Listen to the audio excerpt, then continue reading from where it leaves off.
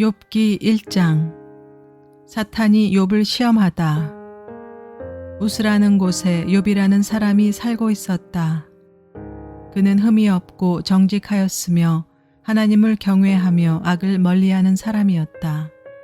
그에게는 아들 7과 딸 3이 있고 양이 7,000마리, 낙타가 3,000마리, 겨릿소가 500쌍, 암나귀가 500마리나 있고 종도 아주 많이 있었다. 그는 동방에서 으뜸가는 부자였다.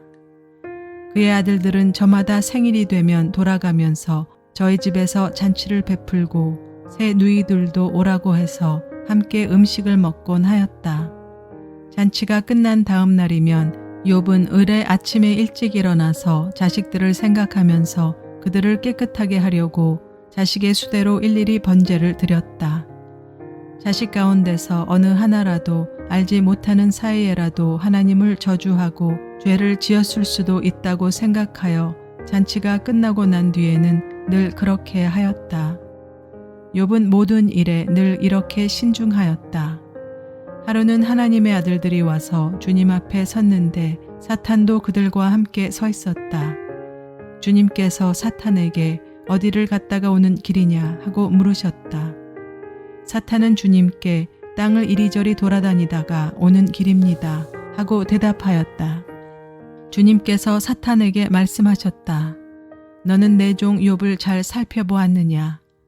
이 세상에는 그 사람만큼 흠이 없고 정직한 사람, 그렇게 하나님을 경외하며 악을 멀리하는 사람은 없다. 그러자 사탄이 주님께 아뢰었다. 욥이 아무것도 바라는 것이 없이 하나님을 경외하겠습니까? 주님께서 그와 그의 집과 그가 가진 모든 것을 울타리로 감싸주시고 그가 하는 일이면 무엇에나 복을 주셔서 그의 소유를 온 땅에 넘치게 하지 않으셨습니까?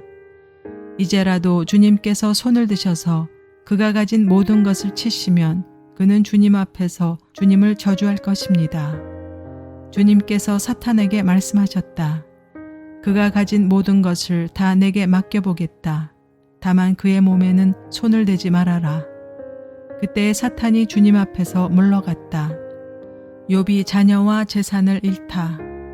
하루는 욥의 아들과 딸들이 맏아들의 집에서 음식을 먹으며 포도주를 마시고 있는데 일꾼 하나가 욥에게 달려와서 다급하게 말하였다.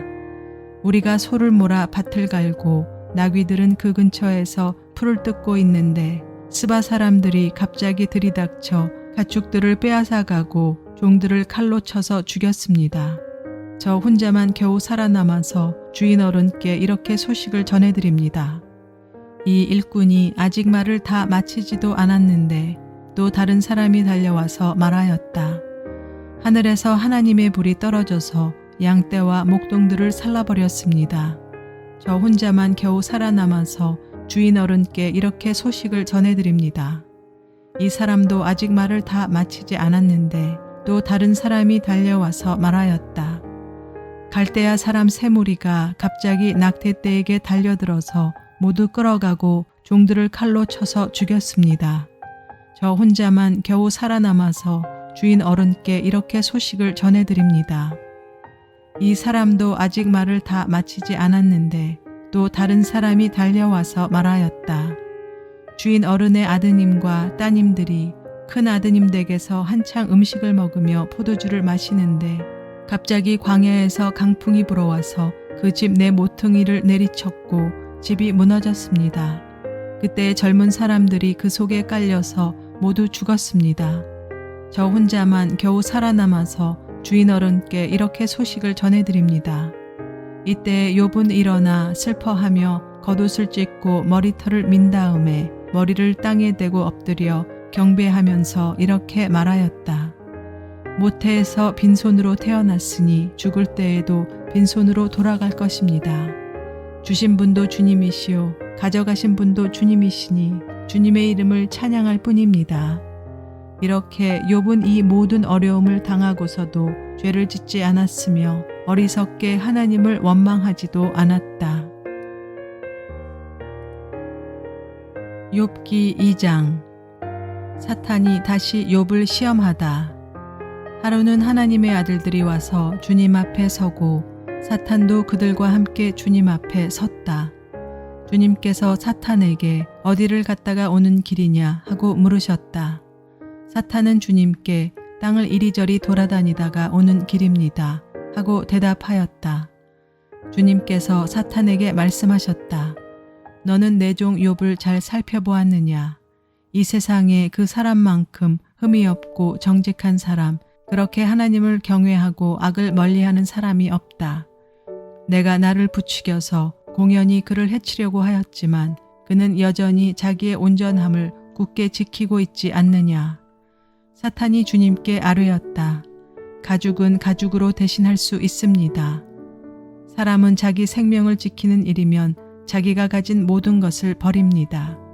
이제라도 주님께서 손을 들어서 그의 뼈와 살을 치시면 그는 당장 주님 앞에서 주님을 저주하고 말 것입니다. 주님께서 사탄에게 말씀하셨다. 그렇다면 그를 너에게 맡겨보겠다. 그러나 그의 생명만은 건드리지 말아라. 사탄은 주님 앞에서 물러나 곧 욥을 쳐서 발바닥에서부터 정수리에까지 악성 종기가 나서 고생하게 하였다. 그래서 욥은 잿더미에 앉아서 옹기 조각을 가지고 자기 몸을 긁고 있었다. 그러자 아내가 그에게 말하였다. 이래도 당신은 여전히 신실함을 지킬 겁니까? 차라리 하나님을 저주하고서 죽는 것이 낫겠습니다. 그러나 욥은 그에게 이렇게 대답하였다.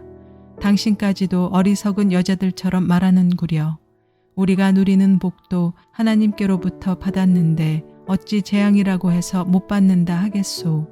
이렇게 하여 욥은 이 모든 어려움을 당하고서도 말로 죄를 짓지 않았다. 친구들이 욥을 찾아오다.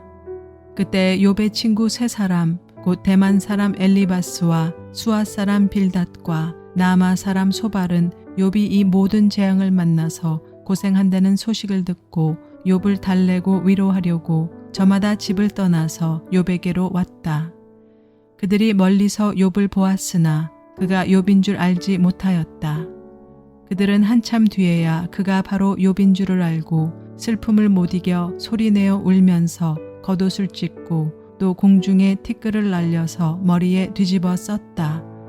그들은 밤낮 이랫동안을 욥과 함께 땅바닥에 앉아 있으면서도 욥이 겪는 고통이 너무도 처참하여 입을 열어 한마디 말도 할 수 없었다.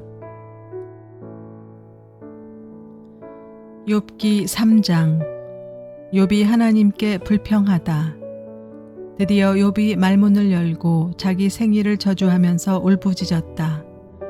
내가 태어나던 날이 차라리 사라져 버렸더라면, 남자아이를 배웠다고 좋아하던 그 밤도 망해버렸더라면, 그날이 어둠에 덮여서 높은 곳에 계신 하나님께서도 그날을 기억하지 못하셨더라면, 아예 그날이 밝지도 않았더라면, 어둠과 사망의 그늘이 그날을 제 것이라 하여 검은 구름이 그날을 덮었더라면, 낮을 어둠으로 덮어서 그날을 공포 속에 몰아넣었더라면, 그 밤도 흑암에 사로잡혔더라면, 그 밤이 아예 날수와 달수에도 들지 않았더라면, 그 밤이 아무도 잉태하지 못하는 밤이었더라면, 아무도 기쁨의 소리를 낼 수 없는 밤이었더라면, 주문을 외워서 바다를 저주하는 자들이, 리워야단도 길들일 수 있는 마력을 가진 자들이 그날을 저주하였더라면, 그 밤에는 새벽별들도 빛을 잃어서 날이 밝기를 기다려도 밝지를 않고 동트는 것도 볼 수 없었더라면 좋았을 것을.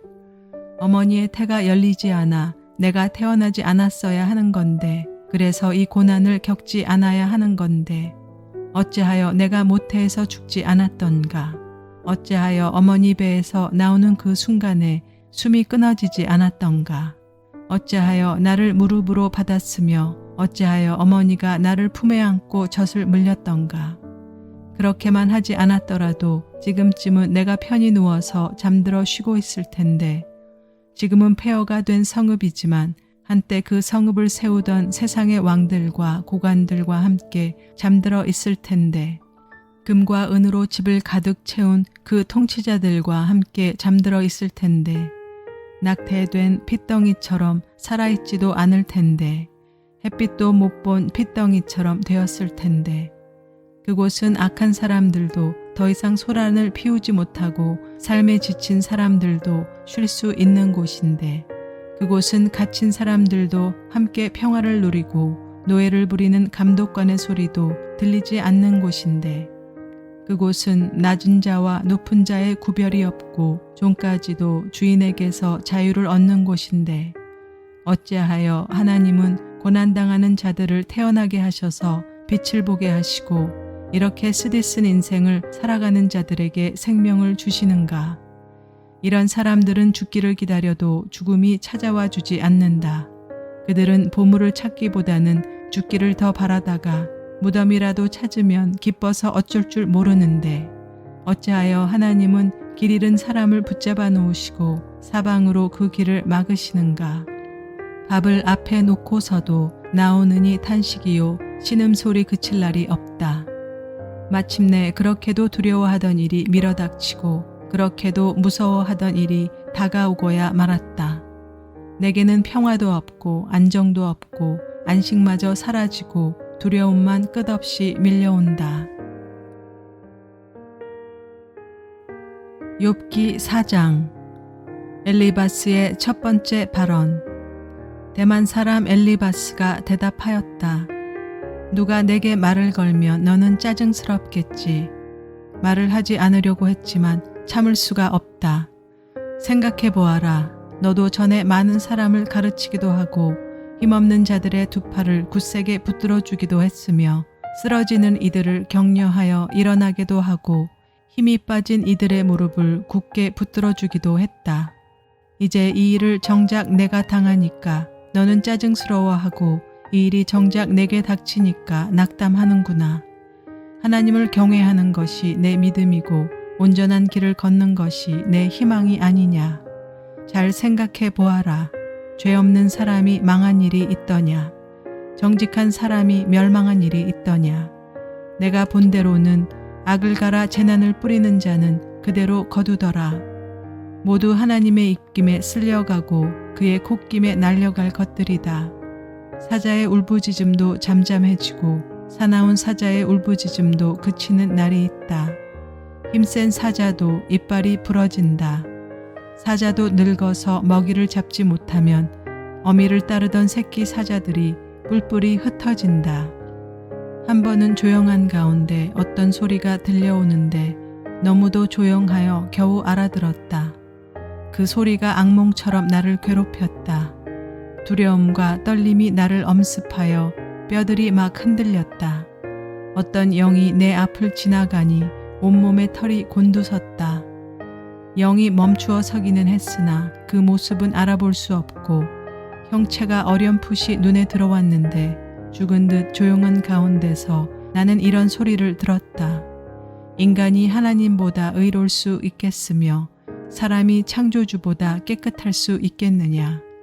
하나님은 하늘에 있는 당신의 종들까지도 믿지 않으시고 천사들에게마저도 허물이 있다고 하시는데 하물며 흙으로 만든 몸을 입고 티끌로 털을 삼고 하루살이에게라도 눌려 죽을 사람이겠느냐.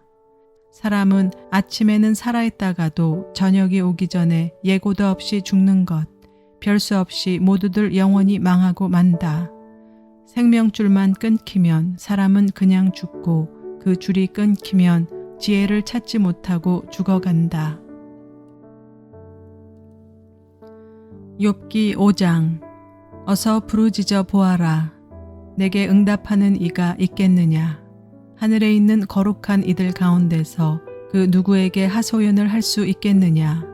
미련한 사람은 자기의 분노 때문에 죽고 어리석은 사람은 자기의 질투 때문에 죽는 법이다.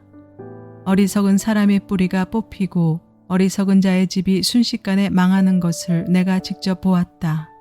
그런 자의 자식들은 도움을 받을 데가 없어서 재판에서 억울한 일을 당해도 구해주는 이가 없었고 그런 자들이 거두어들인 것은 굶주린 사람이 먹어 치운다. 가시나무 밭에서 자란 것까지 먹어 치운다. 목마른 사람이 그의 재산을 삼켜버린다. 재앙이 흙에서 일어나는 법도 없고 고난이 땅에서 솟아나는 법도 없다. 인간이 고난을 타고 태어나는 것은 불티가 위로 나는 것과 같은 이치이다. 나 같으면 하나님을 찾아서 내 사정을 하나님께 털어놓겠다. 그분은 우리가 측량할 수 없는 큰 일을 하시며 우리가 헤아릴 수 없는 기이한 일을 하신다. 땅에 비를 내리시며 밭에 물을 주시는 분이시다. 낮은 사람을 높이시고 슬퍼하는 사람에게 구원을 보장해 주시며 간교한 사람의 계획을 꺾으시어 그 일을 이루지 못하게 하신다. 지혜롭다고 하는 자들을 제 꾀에 속게 하시고 교활한 자들의 꾀를 금방 실패로 돌아가게 하시니 대낮에도 어둠을 만날 것이고 한낮에도 밤중처럼 더듬을 것이다. 그러나 하나님은 가난한 사람들을 그들의 칼날 같은 입과 억센 소나기로부터 구출하신다. 그러니까 비천한 사람은 희망을 가지지만 불의한 사람은 스스로 입을 다물 수밖에 없다. 하나님께 징계를 받는 사람은 그래도 복된 사람이다. 그러니 전능하신 분의 훈계를 거절하지 말아라. 하나님은 찌르기도 하시지만 싸매어 주시기도 하시며 상하게도 하시지만 손수 낫게도 해주신다. 그는 6가지 환난에서도 너를 구원하여 주시며 7가지 환난에서도 재앙이 내게 미치지 않게 해주시며 기근 가운데서도 너를 굶어 죽지 않게 하시며 전쟁이 벌어져도 너를 칼에서 구해 주실 것이다. 너는 혀의 저주를 피할 수 있어 파멸이 다가와도 두려워하지 않을 것이다. 약탈과 굶주림쯤은 비웃어 넘길 수 있고 들짐승을 두려워하지도 않을 것이다. 너는 들에 흩어진 돌과도 계약을 맺으며 들짐승과도 평화롭게 지내게 될 것이다. 그래서 너는 집안이 두루 평안한 것을 볼 것이며 가축 우리를 두루 살필 때마다 잃은 것이 없는 것을 볼 것이다. 또 자손도 많이 늘어나서 땅에 풀같이 많아지는 것을 보게 될 것이다. 때가 되면 곡식단이 타작 마당으로 가듯이 너도 장수를 누리다가 수명이 다 차면 무덤으로 들어갈 것이다. 이것은 우리가 지금까지 살펴본 것이니 틀림없는 사실이다. 부디 잘 듣고 너 스스로를 생각해서라도 명심하기 바란다.